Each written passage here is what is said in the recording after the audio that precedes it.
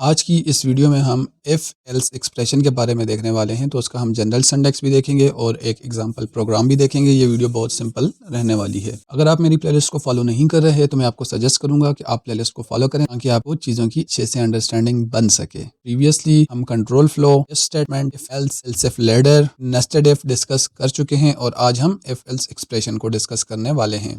अस्सलाम वालेकुम, I hope आप सब खैरियत से होंगे। सबसे पहले हम जनरल सिंटैक्स को देख लेते हैं। जनरल सिंटैक्स की अगर हम बात करें तो मैं यहाँ पे आपके लिए कमेंट ऐड करता चलूँ। और जनरल सिंटैक्स में अगर मैं आपको बताऊँ इफ एल्स एक्सप्रेशन का, तो एक्सप्रेशन सबसे पहले हमारे लिए समझना ज़रूरी है। एक्सप्रेशन क्या होता है? एक्सप्रेशन आप ये समझ लें, कोई भी ऐसी स्टेटमेंट आपकी जहाँ पे कोई प्रोसेसिंग हो रही हो और एट द एंड वो कुछ रिजल्ट प्रोड्यूस करे। फॉर एग्जांपल, आप दो नंबर की एडिशन करते हैं, लाइक हम लिखते हैं where x is equal to 2 + 2, तो हम बोल सकते हैं ये एक एक्सप्रेशन है। और या फिर हमारे पास समटाइम मल्टीपल वेरिएबल्स बने हुए हों, हम कहते हैं num1 + num2 into num3 divided by num4। Like ये हमारे पास एक एक्सप्रेशन है जिसकी पहले हमारा CPU कैलकुलेशन करेगा और रिजल्ट वेरिएबल x में स्टोर करवा देगा। तो सेम वाइज हम इफ एल्स को एज एन एक्सप्रेशन भी जो है यूज़ कर सकते हैं। लाइक हम वेरिएबल बनाते हैं और वेरिएबल बनाने के बाद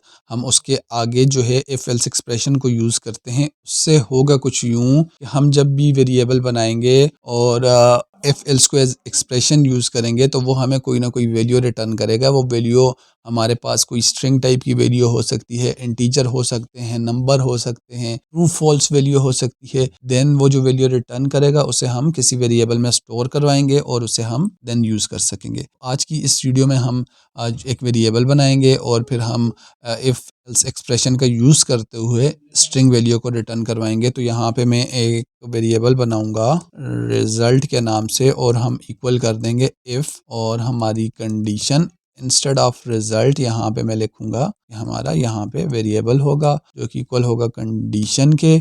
और देन हमारी इफ स्टेटमेंट आ जाएगी और उसका जो कोड होगा ट्रू के केस में वो आ जाएगा और इफ कंडीशन क्लोज हो जाएगी देन हमारा जो है एल्स का सेक्शन आ जाएगा और यहाँ पे एल्स का सेक्शन क्लोज होगा और कोड जो है फॉल्स के केस में जो होगा वो हमारा रिटर्न होगा। अब एक चीज़ आपने याद रखनी है, यहाँ पे हमें कुछ ना कुछ रिटर्न करना पड़ेगा क्योंकि हमने यहाँ पे एक वेरिएबल बनाया है और इस वेरिएबल के अंदर कंडीशन ट्रू के केस में कुछ ना कुछ रिटर्न होगा और कंडीशन फॉल्स के केस में। तो अभी हम प्रैक्टिकल एग्जांपल देखेंगे तो ज़्यादा अच्छे से समझ आएगा। So let's move two example. यहाँ पे मैं एक वेरिएबल बना लेता हूँ एज के नाम से और एज के अंदर मैं स्टोर करवा देता हूँ 20 लेट से।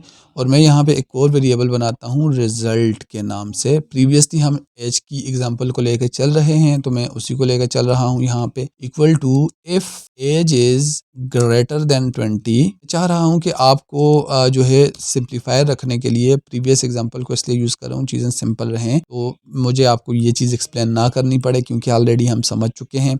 ओके, तो यहाँ पे मैं लिखूँगा, मैंने यहाँ पे कोई प्रिंट स्टेटमेंट नहीं लिखनी, कुछ भी नहीं लिखना। मैंने जो रिटर्न करवाना है मैं डबल कोट से ऐड करूँगा और मैंने एडल्ट रिटर्न करवाना है और इसका मैं एल्स केस लिखूँगा और एल्स के केस में भी मैं डबल कोट्स इंटर करूंगा और मैं लिखूंगा माइनर। ओके, तो यहाँ पे बहुत ही सिंपल सी एग्जांपल मैंने जो है वो यूज़ की है और यहाँ पे इसको हम एक प्रिंट स्टेटमेंट अब दे देते हैं, यहाँ पे println, और यहाँ पे मैं रिजल्ट को प्रिंट करवाऊंगा। अब मैं आपको इस एग्जांपल को एक्सप्लेन करता हूँ तो आपको ये बहुत सिंपल और इजी लगेगी। Just give me a second. Okay, यहाँ पे हमने एज नाम का वेरिएबल बनाया, ओके, जिसमें मैंने इनिशियली 20 स्टोर करा दिया है, जिसमें इनिशियली 20 स्टोर कर रखा है। यहाँ पे एक रिजल्ट नाम का वेरिएबल बनाया। अगर मैं इसको यहाँ से रिमूव कर लूँ तो आप यहाँ पे देखो हमने सिंपल इफ स्टेटमेंट यूज़ की है। ओके, यहाँ पे इसको भी मैं कमेंट आउट करता हूँ। मैंने कहा अगर एज ग्रेटर है 20 से तो ये वाला कोड एग्जीक्यूट होगा और अगर एज जो है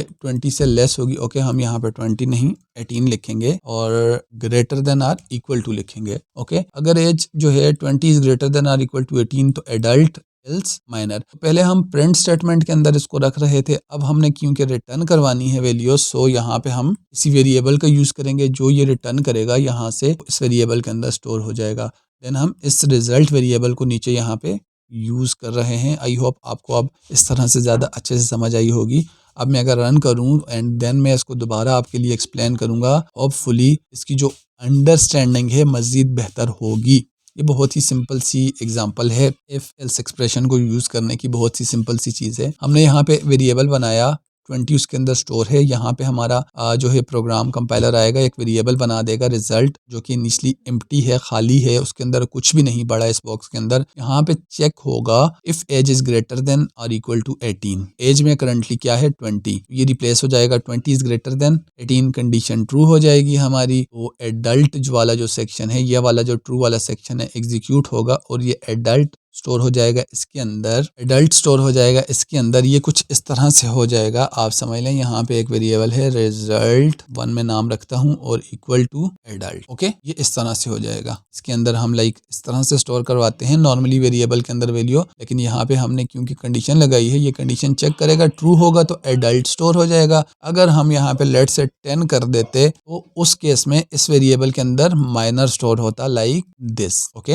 इसको रिमूव करता हूँ और आप यहाँ पे देखें, यहाँ पे हमारे पास 20 के केस में हम रन किया, एडल्ट इसके अंदर स्टोर हो गया हमारा। यहाँ पे जो एप्लीकेशन है वो यहाँ जंप करेगी और प्रिंट एलन में हमारे पास रिजल्ट को हमने प्रिंट करवाया है, तो रिजल्ट के अंदर 20 स्टोर्ड है, तो 20 आपके सामने शो हो रहा है। अब अगर मैं यहाँ पे सिनेरियो चेंज करूँ, 17 कर दूं और इसको अगेन रन करूं, तो आप देखोगे यहाँ पे आपके पास माइनर लिखा हुआ शो होगा, क्योंकि 17 is greater than 18, no equal to 18, no false. हमारा एल्स वाला सेक्शन एग्जीक्यूट हुआ, माइनर स्टोर हो गया रिजल्ट के अंदर और यहाँ पे प्रिंट किया तो ये प्रिंट होगा, ओके। आई होप ये छोटी सी वीडियो, शॉर्ट सी वीडियो आपको समझ आई होगी। अगर आपने प्लेलिस्ट को फॉलो किया है तो डेफिनेटली आपको समझ आएगी, क्योंकि वहाँ पे हमने इफ एल्स इफ लैडर को तमाम चीज़ों को डिटेल से एक्सप्लेन कर रखा है। आप उसको देखें और देन यहाँ पे आएँ।